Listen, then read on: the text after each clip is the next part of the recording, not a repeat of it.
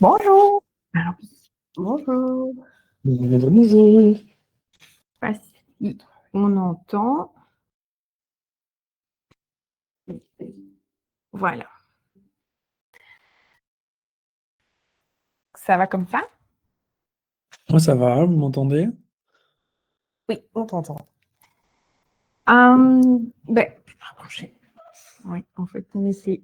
Voilà. Bon, ben, de toute façon, on va commencer. Donc, je vois qu'il y a encore des gens qui arrivent et qui se connectent. Donc, ben, bonjour à tout le monde. Bienvenue dans ce quatrième Interphone Innov Talks.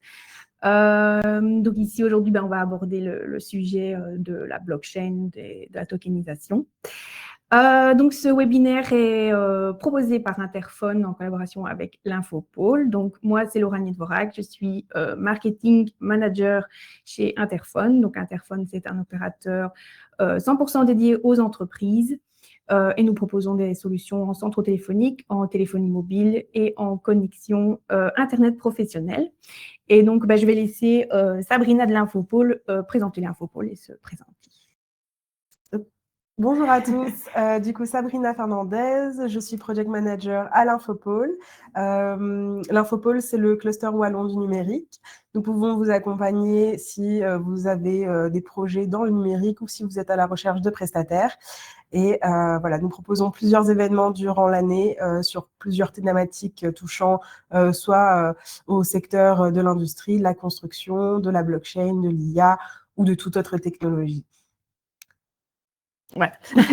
Et donc, ici, nous sommes donc avec notre expert du jour, donc Grégory Mouffa. Donc, Grégory, je te laisse la parole pour te présenter ainsi que ta société. Bonjour à tous, merci les filles, merci de me recevoir.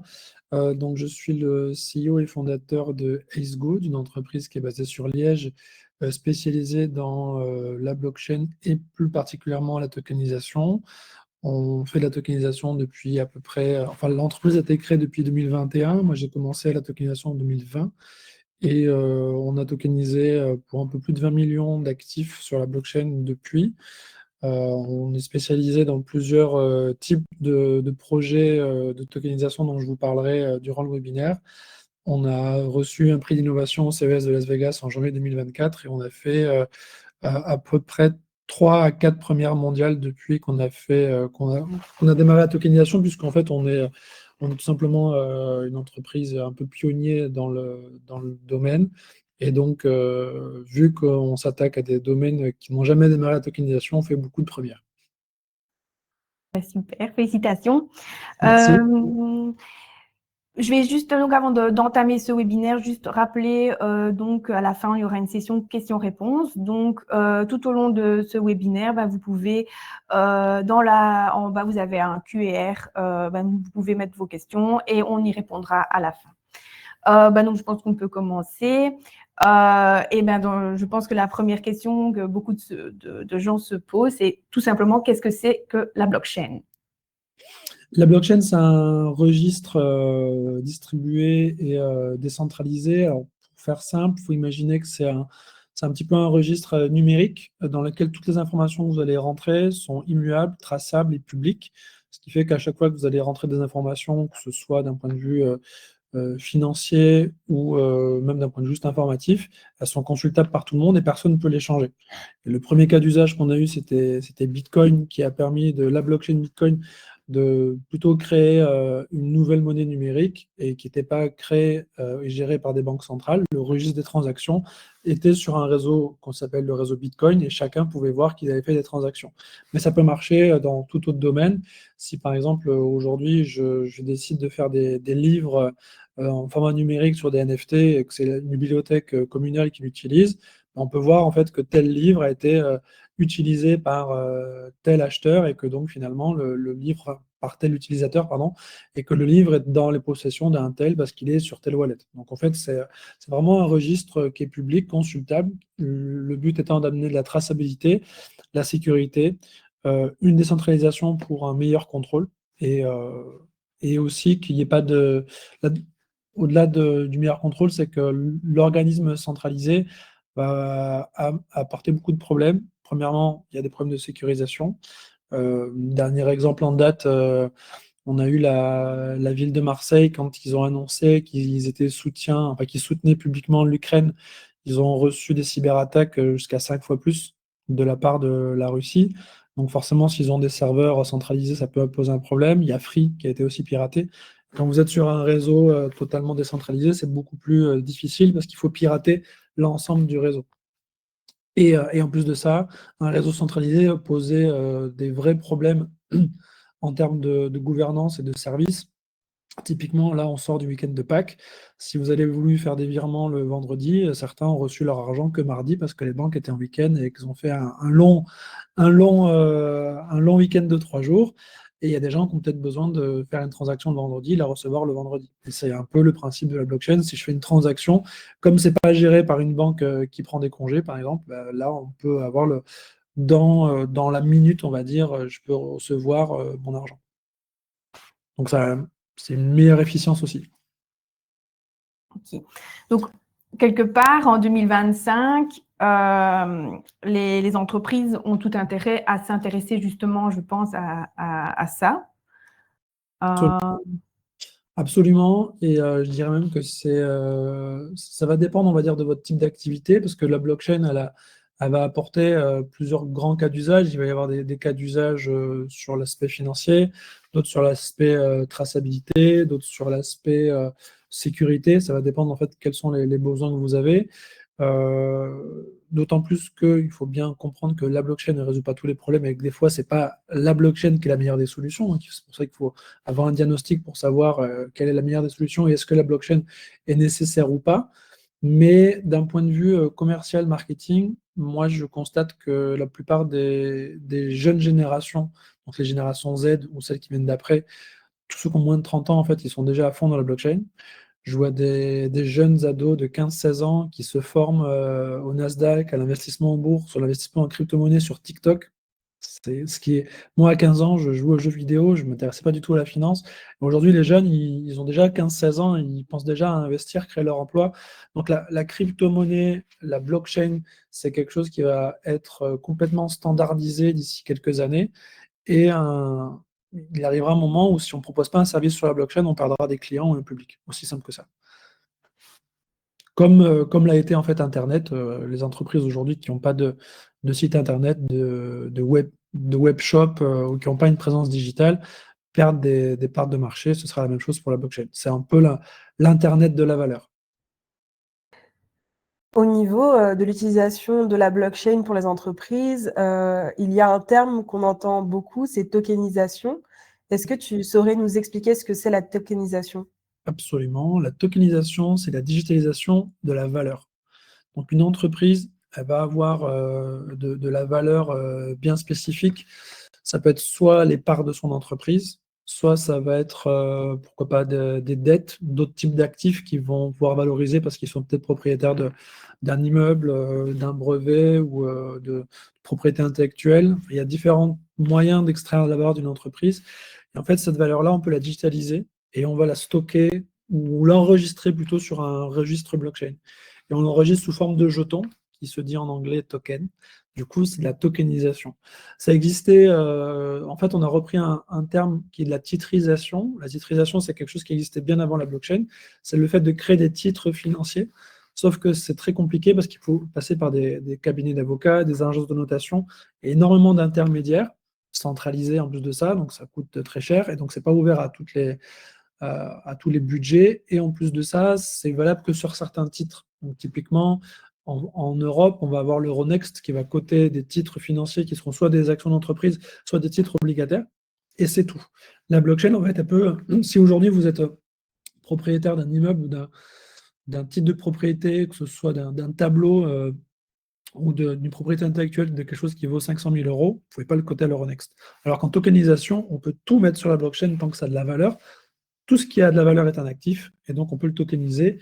Et nous, on est justement spécialisé dans ça, c'est qu'on vous permet de choisir le bon instrument financier pour le tokeniser, et soit le vendre, soit le rendre liquide, soit l'utiliser en collatéral pour obtenir des financements.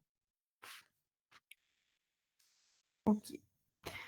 Donc, tous ces des beaux avantages à les utiliser. Et donc, enfin, tu parlais des jetons utilitaires. Tu sais nous dire qu'est-ce que c'est? Alors, on va distinguer 4 grands types de jetons sur la blockchain. Il y a les jetons de paiement, dans un premier temps. Bitcoin est considéré comme un jeton de paiement. On a aussi ce qu'on appelle les stablecoins. Donc, typiquement, c'est les jetons qui valent la même valeur qu'une monnaie. Donc, on peut avoir un euro basé sur la blockchain, on peut avoir un dollar basé sur la blockchain, les deux plus connus étant l'USDC, l'USDT.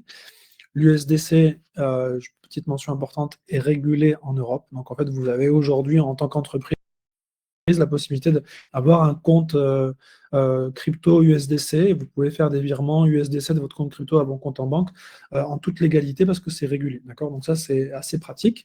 On verra les avantages par après. Il y a les jetons sécuritaires qui sont les titres financiers et les jetons utilitaires et les NFT. Il y a vraiment 4 grands types de jetons. Les jetons utilitaires, c'est vraiment des jetons qui proposent du service. Donc, il y a 2 grands types de jetons utilitaires. Il y a les coins et les tokens. Les coins, c'est des jetons natifs d'une blockchain. Donc, une blockchain, comme j'expliquais tout à l'heure, c'est un registre, mais il faut bien comprendre qu'aujourd'hui, on ne parle pas de la blockchain, mais les blockchains, il y a peut-être des milliers ou des centaines de blockchains qui existent. Chacune a, c'est un petit peu comme à l'époque d'Internet. Je ne sais pas si vous vous souvenez, il y a peut-être 10-15 ans avant, il y avait beaucoup plus d'opérateurs entre Alice, Wanadu, SFR, vous et j'en passe, Vodafone et j'en passe, Mobistar. Tout le monde proposait en fait son service. Aujourd'hui, il y en a beaucoup moins. Dans un peu la blockchain, c'est la même chose. Chaque entreprise va proposer un réseau pour se différencier des autres. Et il faut imaginer qu'une blockchain, c'est un petit peu un réseau autoroutier qui va dire, ben voilà, moi je vous propose d'aller de Paris jusqu'à Shanghai en autoroute. Donc je suis la seule autoroute qui permet de faire ça. Je me démarque parce que l'autoroute est gratuite, qu'on a tel service sur l'autoroute. Donc je propose différents types de services. Et je dis l'autoroute, elle est gratuite. Par contre, pour circuler sur cette autoroute-là, il faut payer un carburant. Et ce carburant-là, il est payant. C'est ce qu'on va appeler les gas fees. En fait, c'est la crypto-monnaie qui permet justement de payer les services, les transactions sur cette blockchain-là. Donc, typiquement, une des blockchains les plus connues, c'est la blockchain Ethereum. Si je veux utiliser la blockchain Ethereum, je dois payer des transactions avec le jeton Ether. D'accord? Et on a plusieurs types de blockchains qui vont proposer différents types d'usages, différents types de solutions bien spécifiques qui sont des fois adaptées à votre secteur d'activité ou pas. Et vous allez avoir utilisé le coin natif de cette blockchain-là qui va vous servir de payer les frais de transaction. Ça, c'est le premier cas d'utilisation. Le deuxième cas d'utilisation, c'est vous êtes totalement agnostique, vous en fichez de savoir quelle blockchain vous allez avoir parce que vous voulez juste créer un jeton utilitaire pour votre entreprise. Typiquement, vous avez un petit supermarché, une boutique et vous voulez créer des points fidélité. Parce que si vous avez déjà fait vos courses et vous gagnez des points fidélité à la fin, on vous les échange.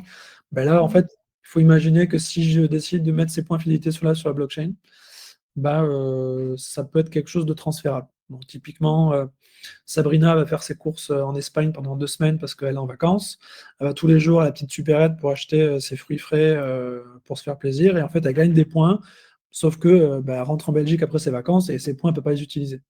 Donc là, l'intérêt qu'il soit sur la blockchain, c'est qu'elle peut les revendre à quelqu'un qui dit, mais moi, ça tombe bien, je les rachète parce que je vais tous les jours faire mes courses là-bas. Donc ça, c'est un jeton utilitaire qu'on peut revendre. Et en fait, l'utilité, c'est quoi? C'est le point de fidélité. Je pourrais digitaliser les miles que je vais avoir dans les agences de voyage ou les agences de... on a ça dans les autoroutes, on a ça aussi sur les agences d'avion. On peut typiquement avoir ça. En Belgique, on est très féru des festivals. Je ne sais pas si vous connaissez encore des festivals, on vous donne des jetons pour acheter vos boissons, vos sandwichs, et on a plein de jetons dans les poches.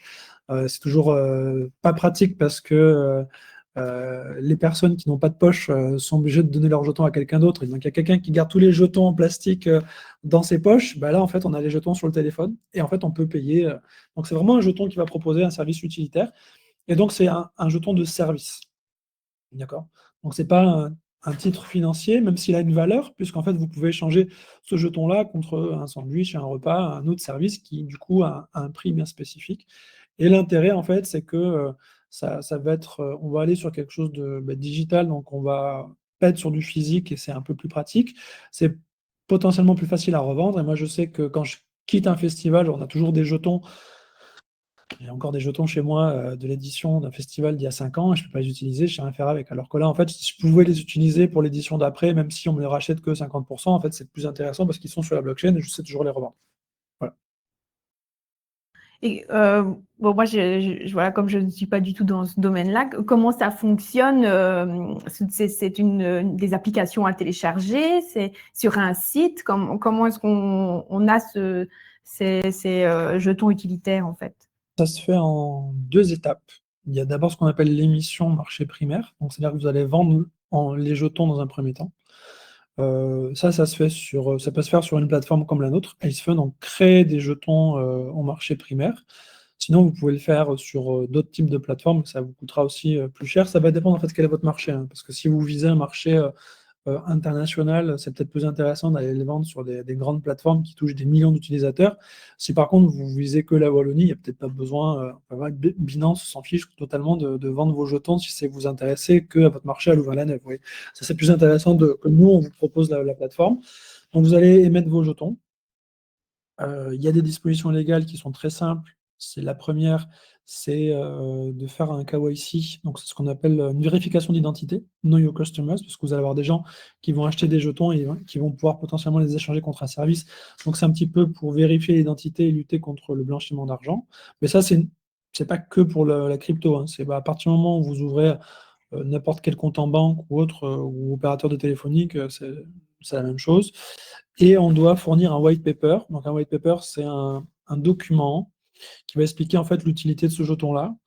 Et pour bien expliquer que ce n'est pas un jeton sur lequel on va pouvoir spéculer.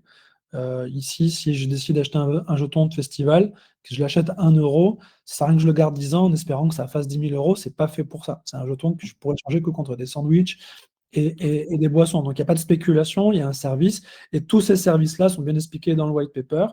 Et ce qui veut dire aussi qu'aux yeux du régulateur, donc la FSMA en Belgique, ils vont bien voir que c'est un jeton de service, c'est que ce n'est pas un titre financier. Donc, on n'est pas du tout dans la régulation des titres financiers, on est sur le produit de service et c'est bien marqué par un white paper. Vous pouvez le faire valider ou pas par un avocat, c'est pas spécialement. Ça va dépendre vraiment de votre projet, mais de manière générale, il n'y a pas besoin. Une fois que vous avez fait ça, vous allez faire une distribution des jetons. Donc, les jetons se distribuent soit auprès directement de vos clients, soit en fait ils ont une application sur laquelle on a pu installer un petit wallet, soit ils vont télécharger un wallet, enfin c'est à voir, soit ça peut être peut-être que vous avez un partenariat avec Viva Wallet qui va dire nous en fait on peut les installer. Ouais, ça va dépendre en fait des cas d'usage, hein. Typiquement, je sais que la Steam utilise Viva Wallet. Si la Steam décide d'utiliser un jeton utilitaire, Viva Wallet pourrait dire en même temps que vous avez votre titre de transport, vous avez aussi vos jetons utilitaires, ce serait totalement envisageable. Et une fois qu'on a ces jetons-là, normalement, on n'est pas forcément obligé d'en acheter pour en avoir, on peut aussi en gagner par rapport à l'utilisation. Donc, je reprends l'exemple des jetons, des points de fidélité que j'obtiens quand je fais mes courses, j'en ai pas acheté au préalable. C'est parce que je vais utiliser que j'en gagne en récompense. Vous voyez. Donc, on peut avoir les deux.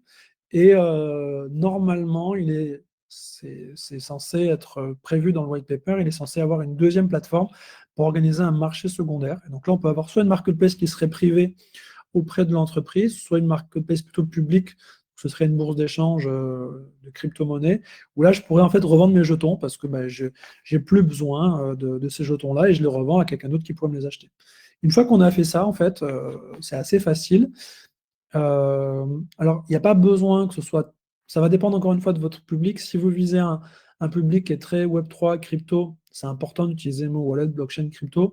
Mais si vous utilisez ici votre cible, c'est des festivaliers, on s'en fiche en fait d'aller viser le public blockchain. Ce qui est intéressant, c'est qu'ils puissent revendre leurs jetons, ou au moins que le festival puisse racheter les jetons contre de l'argent. Ça serait au moins la moindre des choses. Donc, si on comprend bien le principe, ça veut dire que en tant qu'entreprise, on peut offrir un service à nos clients, à nos membres, etc., via des jetons qui ne sont pas physiques, mais qui sont placés sur la blockchain, qui sont placés sur Internet et qui pourront être soit utilisés pour avoir le service, soit si le délai, notre délai personnel est passé, peut être revendu ou échangé. C'est ça, mais c'est très important de comprendre que c'est un jeton de service qui va favoriser l'engagement de vos utilisateurs. Parce que typiquement, si on me dit, bah, voilà, si tu fais tes courses chez moi, tu gagnes des jetons et après les jetons, tu peux soit les revendre ou soit les utiliser contre des réductions, moi, ça m'intéresse d'aller faire mes courses là-bas. Et si potentiellement, on me dit, voilà, les jetons, quand tu fais tes courses, tu les gagnes, ça gagne, tu obtiens pour 50 centimes de jetons. Par contre, si tu les achètes en pré-vente, tu auras finalement pour 70 ou 75 centimes de jetons. C'est beaucoup plus intéressant de faire une pré-vente. Donc, du coup, déjà, ça m'intéresse d'en acheter avant. Et comme moi, après, j'ai les jetons, je peux aller les utiliser. Et ça fait une sorte de préfinancement auprès de l'entreprise. Donc, c'est un moyen de se préfinancer et d'engager une communauté de clients ou d'utilisateurs qui vont être, pour le coup, fidèles. Et ça, c'est super intéressant. Et comme aujourd'hui, on a tendance à tous avoir un smartphone, d'autant plus les jeunes, ça permet d'aller toucher un public en fait qu'on n'a pas, qui va s'engager et qui va pouvoir dire, mais moi j'ai fait mes courses sur Internet, j'ai gagné du jeton, maintenant je viens en physique pour les acheter ou autres. Et donc potentiellement, il y a plusieurs autres cas d'usage, hein. On a ce qu'on appelle le stacking ou la conservation. Donc ça, admettons, ça veut dire que si j'ai beaucoup de jetons et que je décide de pas les vendre, mais de les garder dans un wallet, bah, potentiellement, je peux avoir une invitation spéciale pour aller tester un produit avant que ça sorte, ou aller rencontrer un artiste, ou enfin, en fonction des... Si j'ai un jeton du Standard de Liège, par exemple, et que je ne l'ai pas dépensé, peut-être que je peux rencontrer un joueur ou les joueurs à la fin de l'année. Donc ça, c'est ce qu'on va appeler plutôt le fan token, parce que le Standard, pour le coup, ils ont pas des clients, ils ont des supporters, mais potentiellement, voilà, si chez Carrefour ou Deleuze, j'ai un jeton utilitaire et j'ai le droit d'aller tester un produit pour savoir s'il est intéressant et je l'achète à moins 50% parce que je suis un client premium, ben, en soi, pourquoi pas? Donc ça va dépendre des utilités qu'on peut y mettre derrière et il y a tout un panel de possibilités presque infini pour arriver à fidéliser et engager sa clientèle. Et ça, c'est très intéressant parce que 2% de ces clients engagés peuvent avoir un impact de 20% sur le chiffre d'affaires en plus. Et donc, bah, tu parlais de supermarchés dans tes exemples, mais as-tu des exemples d'entreprises ayant créé leurs propres jetons? Oui, alors aujourd'hui, j'ai accompagné plusieurs entreprises à créer des jetons. Alors, j'ai accompagné d'abord la blockchain Allfit, qui est la blockchain du milieu de la musique. Donc là, pour le coup, c'est un protocole, c'est une blockchain qui sert à inscrire les droits des artistes dans la blockchain. Donc, concrètement, vous avez créé une musique, quelqu'un utilise votre musique sur TikTok pour faire un réel. Ce réel devient viral, c'est repartagé sur Insta, c'est repartagé ailleurs. Et vous, en fait, vous n'avez pas TikTok et vous ne pouvez pas savoir combien vous allez toucher, combien de fois c'était utilisé. Ben là, parce que vous avez inscrit votre morceau dans la blockchain, vous le savez. Et donc, ça permet d'avoir une traçabilité. Et surtout, ça permet de percevoir ces royalties de façon sûre parce qu'on estime qu'il y a à peu près 3,2 milliards de royalties qui ne sont pas versés par an. Et donc là, la blockchain, en fait, permet à n'importe quel artiste dans le monde de pouvoir inscrire son morceau juste en achetant du jeton de la blockchain Allfit. Donc ça, c'est typiquement, si j'ai besoin du service de cette blockchain, donc je reparlais de l'exemple de l'autoroute, je dois finalement utiliser le jeton utilitaire. Et pour des exemples d'entreprises, je vais en citer deux. Il y a une entreprise qui s'appelle MetaFight, c'est un jeu vidéo qui est basé dans le secteur des combats MMA. Vous connaissez peut-être les combats, donc ils travaillent avec l'UFC qui a un des plus gros réseaux de combattants. Ils ont réussi à créer un jeu qui est assez génial. En fait, dans le secteur du MMA, à part les 4-5 combattants super connus qui gagnent peut-être bien leur vie parce qu'ils sont très connus, tous les autres sont des combattants semi-professionnels, donc ils arrivent à gagner un peu leur vie grâce au MMA, mais en même temps, ils ont un travail à côté. Donc, pour avoir un complément de revenus, ils ont créé un jeu vidéo où chaque joueur peut devenir le manager virtuel du vrai combattant. Et du coup, j'organise des combats dans le virtuel, sur le jeu. On va avoir justement la monnaie virtuelle qui est le jeton, que je peux utiliser contre plein de services. Et l'argent réel qui est gagné dans le jeu est repartagé entre le manager virtuel et le joueur. Fait que le joueur, en fait, le vrai combattant, il a donné, entre guillemets, ses droits d'image dans le virtuel pour qu'en fait son double dans le virtuel soit managé par un joueur. Et du coup, il partage les revenus avec lui. Donc, ça lui fait un complément de revenus. Et en même temps, le joueur, il s'amuse parce il est dans un cas de gaming et en même temps, il gagne vraiment de l'argent. Et ça, on peut le faire parce qu'il y a une monnaie qui a été créée, le Meta, je ne sais pas si c'est le MetaFight Coin. En tout cas, le projet s'appelle MetaFight.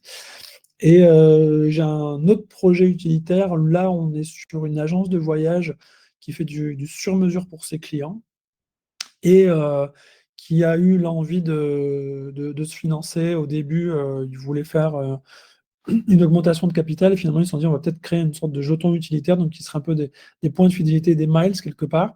Et plus on a de jetons utilitaires dans notre wallet, plus on a le droit à un sur-mesure, plus sur mesure que sur mesure, en fait, ouais, personnalisé. Et donc ils vont pousser vraiment l'envie de customiser et de personnaliser son séjour de vacances via la détention du jeton, que je peux gagner ou acheter. Super. Envie de partir De quoi? Sabrina, elle a envie de partir en vacances là, quand je lui ai dit ça. Moi, je vais rebondir sur ce que tu as dit tantôt. En fait, c'est une petite révolution dans le milieu artistique. Je vais dire, ça leur apporte une certaine sécurité qu'ils n'avaient peut-être pas avant, si j'ai bien compris ce que tu parlais. Pour la blockchain Allfit, oui, parce qu'aujourd'hui, la musique est vraiment... c'est très très facile à digitaliser, la musique. C'est pour ça que les plateformes de streaming, il y en a des dizaines. On écoute vraiment la musique sur YouTube, mais concrètement, il y a une certaine opacité au niveau des droits. Et en plus de ça, même des entreprises comme la SSM ou la SABAM, ils ne sont pas forcément en mesure de savoir si votre morceau a été joué en Corée, au Congo ou au Vietnam. Ils vont vous dire on a envoyé un recommandé, mais enfin, tu vois, ils ne savent pas trop quoi faire. Alors que là, avec la blockchain, ils peuvent effectivement avoir la traçabilité. Et nous, en fait, le prix qu'on a reçu à Vegas, c'était parce qu'on a réussi à tokeniser les avances sur recettes dans la musique. C'est typiquement l'actif en fait qui est financé auprès des musiciens et du milieu du cinéma. On fait en fait une avance sur le chiffre d'affaires. Donc j'avance de l'argent pour financer un album ou pour financer un film. Et dès que le film ou l'album sort, bah, je vais percevoir un pourcentage des droits qui vont être générés suite à la diffusion radio, la diffusion dans les salles, le merchandising, la diffusion sur les plateformes de streaming, etc., etc. Et ce modèle d'avance sur recette-là peut être totalement dupliqué à d'autres secteurs, que ce soit le secteur de la boisson, le secteur de l'immobilier, le secteur de... Là, actuellement, on le fait, on a une offre de partage de revenus comme ça, qui est fait avec une entreprise qui vend des panneaux photovoltaïques en République démocratique du Congo. Donc, en fait, ils vendent un bundle télévision, satellite et panneaux photovoltaïques pour que les gens aient l'électricité et en même temps l'information. Et le business model, c'est un abonnement tout mensuel pour payer la télé. Et les investisseurs se partagent. En fait, ceux qui ont acheté le jeton, ils ont avancé pour que les familles puissent avoir accès à l'équipement. Ils se partagent 46% de l'abonnement. Donc ça, c'est un modèle qui est ultra, ultra facile. Et j'ai un jeton qui me donne un revenu pendant 30 mois et potentiellement, je peux le revendre au bout de 12 mois. Donc, l'intérêt, c'est ça la tokenisation, c'est que si je voulais investir avant, on aurait dû faire un contrat avec un avocat. À chaque fois, c'est signé, donc des frais, des notaires. Enfin, alors que là, j'ai un jeton, j'achète, je fais mon virement bancaire. Je reçois mes redevances sur mon compte en banque via virement bancaire. Et si un jour, je veux revendre mon jeton, l'entreprise Apalia me le rachète.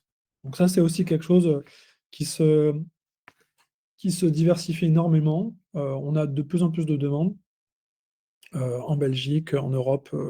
Nous, aujourd'hui, on fait à peu près 7-8 pays différents. J'ai presque pas trop de clients en Belgique, en fait. J'en ai un en Belgique qui va démarrer dans l'immobilier dans les prochaines semaines. Mais sinon, on fait des clients Norvège, Espagne, Luxembourg, RDC. On a des demandes au Pérou, en Colombie, aux États-Unis, la France, évidemment. Donc, on est plus international que belge, mais je suis toujours basé à Liège. Donc, la Belgique est un peu en retard à ce niveau-là. Donc, Oui, mais alors ça s'est fait à deux niveaux. C'est que je remarque quand je vais parler à des entreprises belges sur le fait d'utiliser la blockchain, soit ils sont pas au courant, ou soit en fait ils ont une sorte de flou juridique où ils savent pas comment utiliser. Donc moi, je leur fais comme j'ai l'habitude de faire des levées de fonds et du financement en blockchain, où je leur explique le cadre juridique. Et là où dans les autres pays, poser le cadre, ça suffit, en Belgique, il y a souvent besoin d'être reconfirmé par un avocat. Je travaille avec un avocat spécialisé dans le domaine qui, à chaque fois, vient confirmer ce que j'ai dit et qui fait une sorte de note juridique pour que les clients qui ont écrit leur jeton n'aient pas de problème avec la FSMA. Mais concrètement, ce que les entreprises belges, parce que j'ai eu beaucoup de demandes dans l'immobilier, ils ont tendance à aller demander l'autorisation à la FSMA à chaque fois. Et la FSMA s'en fiche en fait, parce que comme la FSMA n'est pas spécialement compétente là-dedans, vous imaginez si chaque supérette ou chaque festival qui veut créer son jeton va demander à la FSMA est-ce que je peux créer mon jeton? La FSMA, soit ils vont être submergés de demandes et ça va traîner, donc ça ne va pas se faire, ou soit quand ils ne vont pas avoir la réponse, ils vont dire bah, dans le doute, on dit non, alors qu'en fait, il y a un cadre qui est déjà posé par MiCA, en fait, c'est les réglementations européennes, et qui est déjà aussi posé par la FSMA. Il suffit simplement de respecter ce cadre-là. Si tu respectes ce cadre-là, tu n'as pas besoin d'aller demander la FSMA. Donc, c'est comme pour prendre ta voiture, il y a un cadre qui est mis en place, c'est le code de la route. Si quand tu prends ta voiture, à chaque fois, tu vas demander à la police, est-ce que je peux prendre ma voiture et je vais respecter le code de la route? Au moment, la police va dire, c'est louche, à chaque fois, elle me demande pourquoi il veut prendre sa voiture. Je vais aller le contrôler, ce monsieur, tu vois. Et ben, du coup, ça ne sert à rien d'aller demander à se faire contrôler pour rien. Si vous respectez le cadre et vous respectez le code de la route, il n'y a pas besoin de spécialement en avertir le régulateur. Voilà. Maintenant, si vous êtes des fois un peu hors cadre, alors il y a besoin, il y a besoin, il n'y a pas besoin d'en avertir la FSMA, il y a besoin des fois de ce qu'on appelle faire des prospectus ou des notes d'information que vous transmettez à la FSMA qui peuvent être validées. Mais les prospectus, c'est quand vous dépassez des sommes au-delà de 5 millions d'euros. Donc il faut y aller pour dépasser 5 millions d'euros. Aujourd'hui, un festival, une supérette qui vendrait pour 50 000 de jetons pour se préfinancer, en fait, les réglementations, c'est pas dépasser 150 investisseurs, moins de 5 millions d'euros et avoir les KYC avec un white paper. Une fois que vous avez ça, donc ça reste relativement facile à respecter. Et nous, on vous accompagne, que ce soit nous ou les cabinets d'avocats, pour que ce soit mis en place, quoi. oui, c'est ça. Et, je rebondis là-dessus. C'est allez, je suis une entreprise, j'aimerais bien créer justement. Quelles sont les premières choses à penser? Quelles seraient les premières démarches à effectuer pour justement créer son. En fait, on fait d'abord une sorte de diagnostic, puisque quand je discute avec des porteurs de projets, souvent ils ont envie de créer un jeton, mais ils ne savent pas trop pourquoi. Et quand on creuse, en fait, c'est que souvent ils ont besoin d'un système ils ont besoin de se financer ou ils ont besoin d'avoir des clients. Donc on essaie de voir est-ce que c'est l'un ou l'autre. Une fois qu'ils ont décidé, qu'ils ont bien compris tous les leviers qui existent, ils vont choisir lequel est plus adapté. Ensuite, on va voir est-ce qu'il y a vraiment la nécessité de créer un jeton, parce que ça aussi c'est important. Des fois, on peut juste créer ce qu'on appelle un NFT. Le NFT, en fait, ça va être une carte de membre, comme vous pourrez avoir moi, je fais partie on a ça à la Fnac, par exemple, j'ai ma carte Fnac. Bah, ici, au lieu d'avoir ma carte Fnac en physique, j'ai mon NFT. Donc, c'est une carte de membership, mais sur la blockchain. Et donc, potentiellement, je peux vendre des cartes membership et ça me fait du chiffre d'affaires. Du coup, je n'ai pas besoin de lever des fonds et j'ai déjà un réseau de clients que je peux engager. Ça, typiquement, c'est quelque chose qu'on sait mettre en place. Une fois que nous, on a vu toutes les étapes, il faut comprendre sur comment le jeton va fonctionner, comment le jeton crée de la valeur, comment la valeur est captée, comment elle est redistribuée. C'est différents petits mécanismes qu'on essaie de réfléchir. Donc tout ça, c'est ce qu'on appelle la tokenomics. Et une fois qu'on est clair sur la création de valeur, la captation de valeur, la redistribution de valeur, alors on peut rédiger, on va dire, le white paper, le document d'information, le pitch deck et différentes choses. On va dire là, c'est l'aspect plutôt marketing, communication pour les futurs clients ou les futurs acheteurs. Et s'il y a besoin, l'aspect juridique. Mais ça vient qu'après, quoi.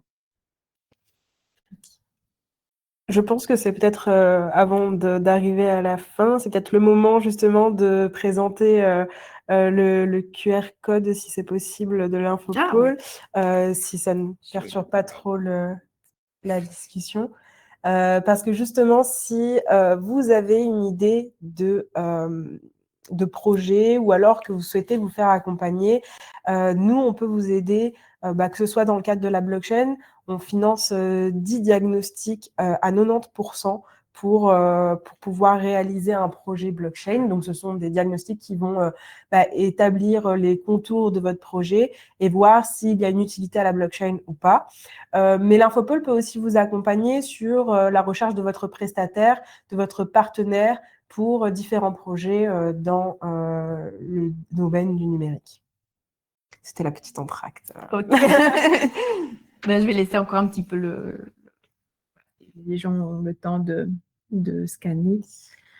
Il y avait peut-être une question, Grégory, qu'on n'avait pas trop abordée.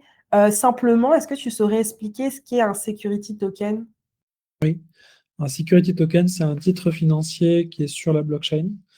Donc, dans le cadre des entreprises, ça va concerner 3 gros actifs principaux. Le premier sont des parts d'entreprise. Donc, quand vous avez une entreprise, généralement, quand vous déposez, vous vous inscrivez à la BCE, vous devez créer généralement 5000 parts d'entreprise. Là, chaque part est un jeton sur la blockchain. Le gros intérêt, c'est quoi? C'est qu'en fait, il y a un registre de la table de capitalisation, le registre des bénéficiaires effectifs des actionnaires qui est sur la blockchain. Et ça permet de façon immuable de savoir qui est actionnaire, qui ne l'est pas. Je vous donne une anecdote pour bien comprendre. J'avais un entrepreneur au Grand-Duché du Luxembourg qui possédait un hôtel-restaurant. Il avait racheté toutes les parts de son associé 10 ans plus tôt. Et un jour, son ancien associé redébarque dans le bureau 10 ans après en disant, mais en fait, j'ai bien calculé, tu ne m'avais pas acheté toutes mes parts, il en reste encore quelques-unes que tu ne m'avais pas achetées. Sauf qu'entre-temps, l'hôtel-restaurant est devenu une affaire très lucrative et donc tu me dois 50 000 euros. Comment savoir s'il avait bien des parts ou pas? Enquête, notaire, avocat, énormément de frais. Alors que là, concrètement, les parts sont sur la blockchain, chacun a son wallet, il suffit juste d'aller regarder en un clic. Ah ben non, tu as des parts, ah ben non, tu n'en as pas.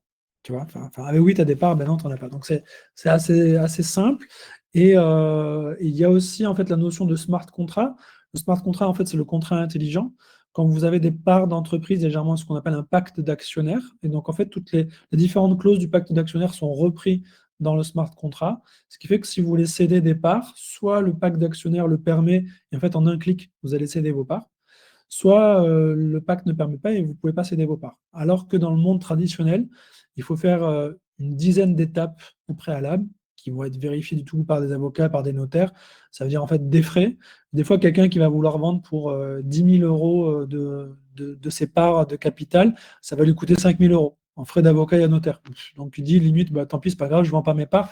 Et donc du coup, il a un actif qui a de la valeur, il ne sait pas l'extraire, alors que là, c'est une transaction sur la blockchain. Ça, c'est typiquement le premier cas d'usage qu'on va avoir. Le deuxième cas d'usage, c'est les obligations. On va beaucoup retrouver ça dans l'immobilier. Vous voulez financer un projet immobilier, vous avez besoin de 100 000 euros pour obtenir un prêt, pour avoir un apport pour aller auprès de la banque. Vous pouvez solliciter une obligation auprès de certains investisseurs. Et là, vous allez créer 10 obligations de 10 000 euros ou sans obligation de 1 000 euros. Et vous avez des petits porteurs de 1 000 euros qui vont vous aider et qui vont avoir un taux d'intérêt de remboursement pendant peut-être 5 ans. Et l'intérêt de ce titre obligataire qui est sur la blockchain, c'est que déjà, c'est traçable. On sait le nombre d'échéances de mensualités qui restent à rembourser et que potentiellement, si mon titre il vaut 5 ans, enfin, il est valable pendant 5 ans et qu'au bout de 2 ans ou 3 ans, je veux le revendre. Quand je veux revendre un titre obligataire, à part les banques qui vont me le racheter avec des frais des fois monstrueux, ben, je ne trouve pas d'acquéreur, alors que là, en fait, sur la blockchain, je peux trouver le revendre à un ami et qui va juste faire son KYC et faire une transaction sur la blockchain pour acheter mes parts. D'accord. De la même manière, on peut faire ça avec du partage de revenus qu'on présente en fait dans le milieu du cinéma ou autre. Donc ça, c'est très intéressant. Enfin, partage de revenus, ça pourrait aussi se faire sur une entreprise. Hein, mais... Donc du coup, ces 3 gros types d'actifs-là vont se retrouver. Il y a d'autres types d'actifs un peu moins connus, comme le crédit carbone, qui peut être aussi tokenisé, comme les soukouk. Les soukouk sont les instruments de la finance islamique. savez, à Bruxelles, il y a énormément de musulmans qui n'ont pas envie de faire de la dette parce que c'est contraire aux valeurs de leur religion. Mais en fait, le sukuk, c'est un instrument financier qui se permet de se financer sur un modèle de partage de revenus. C'est éthique et c'est conforme à la finance islamique. Et il y a énormément de demandes, notamment en région bruxelloise, mais également dans plein d'autres pays, puisque énormément de personnes investissent à Dubaï, par exemple, dans l'immobilier. Et Dubaï est un pays musulman, on va pouvoir investir dans ce genre de produits-là. Oui. Et ça, des fois, c'est juste un détail, mais oui, il existe plein d'autres instruments financiers qu'on n'a pas forcément l'habitude de retrouver dans le milieu traditionnel en Belgique, mais qui sont aussi très en vogue. Moi, je suis juste curieuse dans l'immobilier. Il crée ça, mais qu'est-ce que, allez, aide-moi. Non, je rigole. Je veux dire, tantôt tu parlais que l'immobilier s'intéressait fortement à ça, mais je vois pas qu'est-ce que ça leur apporte eux, ou qu'est-ce qu'ils font en fait. Alors, C'est juste de la curiosité. l'intérêt de la tokenisation immobilière, il y a deux gros, enfin, on va dire, il y a trois gros avantages à tokeniser. Le premier, c'est que tu vas pouvoir solliciter beaucoup plus d'investisseurs. Parce que concrètement, si tu veux acheter un immeuble à 400 000 euros, tu dois trouver un acheteur qui a 400 000. Donc, des fois, ce n'est pas facile, alors que là, tu pourrais trouver 40 investisseurs qui ont 10 000. Quelqu'un qui a 10 000 euros sur son compte épargne et donc tu vas pouvoir trouver des plus petits épargnants. Même quelqu'un qui a 10 000 euros aujourd'hui ne peut pas investir dans l'immobilier. Tu vois, il n'a pas assez pour acheter un bien. Donc là, en fait, il va pouvoir acheter une fraction du bien. Donc, il ne possède pas réellement l'immeuble. Soit il possède, en fait, il a acheté des parts d'entreprise de l'entreprise qui possède l'immeuble. Donc, on va dire, c'est une part type d'SCI ou une entreprise immobilière. Soit c'est une obligation. Donc, en fait, il a fait un prêt quelque part au porteur de projet, ou soit c'est un système de partage des revenus. Donc, typiquement, quelqu'un pourrait hériter du bien de ses parents ou de ses grands-parents, il a besoin de 40 000 euros pour faire des travaux, il le met en Airbnb, il n'a pas les 40 000 euros, il sollicite 40 personnes qui donnent 1 000 euros, il dit, ben voilà, on fait 60-40 sur les locations derrière. Donc, ça, c'est typiquement un modèle. Donc, tu vas pouvoir solliciter des petits porteurs. Deuxièmement, tu vas avoir de la liquidité, parce qu'aujourd'hui, si tu achètes un bien, c'est pareil, tu as envie peut-être de pouvoir, tu achètes un bien à 400 000, tu espères le revendre à 450 ou 500 000, mais bonne chance, il faut trouver un acquéreur. Alors que là, si tu as en fait vendu des parts à 1 000 euros, bah, c'est peut-être plus facile de retrouver des parts, de trouver des acheteurs à 1 200 ou 1 500 euros, tu vois. De la même manière que si tu achètes un bien à 400 000 et qu'un jour tu as besoin de 10 000 euros ou 20 000 euros de liquidité, c'est un peu dommage de vendre un bien à 400 000 juste parce que tu as besoin de 20 000 euros. Donc là, en fait, tu vas pouvoir fractionner une partie de ton bien pour le vendre et avoir des liquidités. Donc ça, c'est déjà le premier avantage, enfin les deux gros avantages.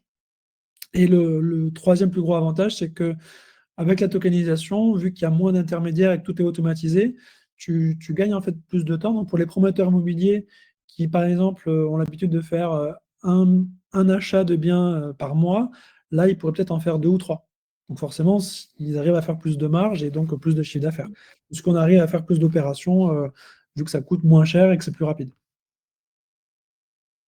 Ok, c'est plus clair, merci. Voilà, je ne sais pas si avant de passer aux questions, s'il y en a. Pour ma part, je n'ai plus de questions. Par contre, c'est vrai que voilà, la blockchain reste un sujet quand même compliqué à comprendre et que malgré voilà, le sujet, n'hésitez pas à poser vos questions. Il n'y a pas de mauvaises questions, il n'y a pas de questions bêtes. Au contraire, c'est un sujet complexe, donc plus on va sur la simplicité et sur le détail, mieux on peut le comprendre. Donc, voilà. Ouais. Titre pour info, on a créé un club d'investisseurs qui s'appelle Ace Fund, qui est accessible à partir de 50 euros par mois. Et en fait, 100% des opportunités d'investissement qu'on a sont sur la blockchain. Et ça permet en fait aux gens de comprendre, au-delà d'avoir des investissements assez intéressants, ça permet surtout de comprendre comment fonctionne la blockchain. Et moi, je pense que quand on veut démarrer la tokenisation, ça ne sert à rien de regarder 10 000 vidéos YouTube pour dire on a une théorie. Le mieux, c'est de pratiquer. Et voilà, vous pouvez acheter des formations qui vont vous coûter 300, 400 euros. À la fin, vous n'aurez que de la théorie. Alors qu'ici, si au bout de 3 mois, vous restez dans le club, ça vous aura coûté que 150 euros. Et vous aurez, pour le coup, eu 2 opportunités d'investissement par mois, donc vous aurez, entre guillemets, pratiqué au moins 6 fois la tokenisation au bout de 3 mois et vous êtes en mesure de mieux comprendre. Et du coup, le prochain on organise aussi des événements et on sera le 17 mai au Festival de Cannes parce qu'on tokenise des films. On a tokenisé des films l'an dernier qui ont déjà commencé à redistribuer des royalties en 2025. Donc, je suis intervenant sur le Festival de Cannes le 17 mai et on organise un événement pour connecter les investisseurs avec les réalisateurs de films. C'est quelque chose de très concret en fait. Super. On a une question. Donc, quels sont les montants max qui peuvent faire l'objet de la tokenisation? Alors, les montants maximum en Belgique, on va dire, c'est 5 millions d'euros. Il n'y a pas de minimum, mais le montant maximum, c'est 5 millions. Vous pouvez faire plus, hein, mais au-delà de 5 millions, vous dépassez le cadre de la levée de fonds privée. Donc, vous devez faire soit de l'appel public, soit aller demander un prospectus auprès de la FSMA. En France, c'est 8 millions. Mais rien n'empêche de faire des plus grosses levées de fonds. Alors attention que c'est 5 millions que si vous vous adressez à des investisseurs particuliers et de l'Union européenne. Si vous vous adressez à des investisseurs qui ne sont pas l'Union européenne ou des investisseurs qualifiés, donc typiquement des fonds d'investissement ou des investisseurs qui ont la capacité d'investir plus de 100 000 euros, là vous pouvez dépasser les 5 millions parce qu'on estime que, un fonds, si Nochal par exemple a investi dans votre entreprise, ils ne vont pas se plaindre à la FSMA s'ils ont perdu de l'argent. C'est un fonds d'investissement, ils savent ce qu'ils font. Ils ont une entreprise de professionnels qui, on va dire, fait une due diligence quand ils investissent, ce qui n'est pas le cas des particuliers. Donc le montant maximum, c'est 5 millions, ce qui laisse quand même déjà pas mal de marge dans le cadre de vos financements. C'est déjà pas mal. Je ne sais pas si toi, Grégory, tu voudrais ajouter quelque chose, parce que pour le moment, ils sont timides, ils ne posent pas de questions. Donc, je ne sais pas si tu as quelque chose encore à ajouter, quelque chose qu'on n'a pas abordé, que toi, tu trouves peut-être intéressant de le notifier auprès de nos participants. Juste pour info, moi je suis très actif sur LinkedIn, je publie quasiment tous les jours, pas que sur la tokenisation, mais quasiment. Donc s'il y a des gens qui veulent me rajouter sur LinkedIn et ensuite échanger, c'est avec plaisir, parce que peut-être qu'ils n'ont peut-être pas des questions là tout de suite, Oui. mais parce que souvent quand on démarre, il faut digérer, et après un temps de digestion, peut-être que d'ici 24-48 heures ou une semaine, ils auront des questions et ils pourront revenir vers moi sur LinkedIn sans problème. Il y en a 2 qui sont arrivés. Donc, quels sont les facteurs qui déterminent le succès? Le succès d'une levée de fonds en tokenisation, pour moi, c'est le premier facteur, c'est on va dire la clarté de l'offre. Parce que si vous faites une offre qui n'est pas claire, les gens, ils achètent un jeton, mais ils ne savent pas comment le jeton s'utilise, pourquoi, comment. C'est moins un acheteur ou moins un investisseur se pose de questions, mieux c'est. Et l'autre facteur très important, c'est l'engagement en fait, de la communauté. Parce que si vous n'êtes pas en mesure d'engager votre réseau, alors, ça peut être vos familles, vos amis, votre client, votre public, ça c'est un facteur déterminant parce que la tokenisation fonctionne avec la communauté. Si vous n'avez pas de communauté, vous n'êtes pas en mesure de créer une communauté, ce sera compliqué d'arriver à lever des fonds. Alors peut-être que vous arrivez à lever 20, 30 000 euros, mais on ne peut pas lever 5 millions d'euros si on n'a pas de communauté. Et donc ça, il faut être en mesure de pouvoir créer une communauté, ça se fait petit à petit.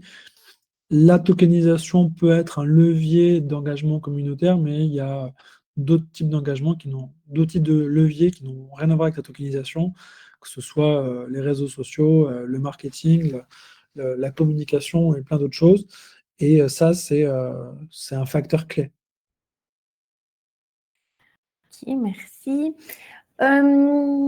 Question suivante. Est-ce possible dans le futur que le traditionnel passe à cette numérisation? Donc, exemple, paiement des salaires par blockchain. Alors, c'est tout à fait possible. Pour information, les personnes qui tokenisent le plus aujourd'hui dans le monde sont les institutionnels. Donc, les bons d'État aujourd'hui qui sont émis par les États, les bons du Trésor qui sont émis par les États se font sur la blockchain. Ça, ce sont les plus gros émetteurs de jetons securities. C'est sur la blockchain. Le paiement sur salaire pourrait